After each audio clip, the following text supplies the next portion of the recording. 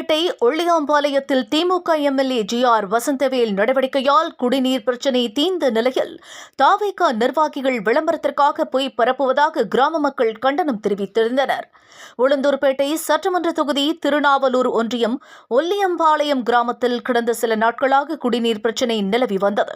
இதனையடுத்து கிராம மக்கள் சாலை மறியல் செய்து பின்னர் உளுந்தூர்பேட்டை தொகுதி சட்டமன்ற உறுப்பினர் ஜி.ஆர். வசந்தவேல் அவர்களை சந்தித்து கோரிக்கை வைத்தனர்.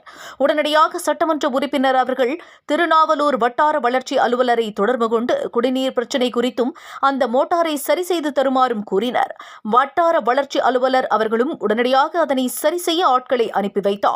தண்ணீர் மோட்டார் சரி செய்து முடிக்கும் தருவாயில் தாவேகாவை சேர்ந்த நிர்வாகிகள் ஊராட்சி மன்ற தலைவர் அவர்களிடம் மனு கொடுப்பது போல புகைப்படம் எடுத்துக்கொண்டு மோட்டார் சரி செய்யும் இடத்திற்கு சென்று அவர்கள் முன்னெடுப்பில்தான் சரி செய்து தண்ணீரை வரவைத்தது போல புகைப்படங்கள் மற்றும் வீடியோக்களை எடுத்துக்கொண்டு அதனை சமூக வலைதளங்களில் பரப்பினார்கள் என்றும் அந்த காணொளியை பார்த்த பகுதி கிராம மக்கள் அதிர்ச்சி அடைந்து நாங்கள் போராடி எம்எல்ஏ அவர்களிடம் கோரிக்கை வைத்து தண்ணீர் பிரச்சினையை சரி செய்தோம், ஆனால் இவர்கள் விளம்பரத்திற்காக பொய்யான தகவலை பரப்பியுள்ளனர் என்றும் இதை ஏற்றுக்கொள்ள முடியாது என்றும் தாவேகா நிர்வாகிகளை கண்டித்த அப்பகுதி கிராம மக்கள் பேசிய காணொளி பரபரப்பாக பேசப்பட்டு வருகிறது.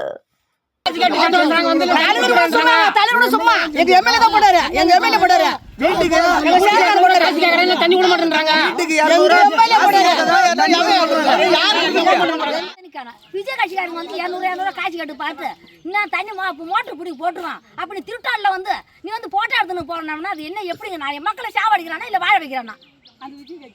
அந்த விஜய் கட்சி எப்படி நாயங்க எம்எல்ஏ எங்க ஊர் தலைவர் தொப்பாவது தலைவர் கோயந்தராஜ் இவர் தான் போட்டு விட்டாரு.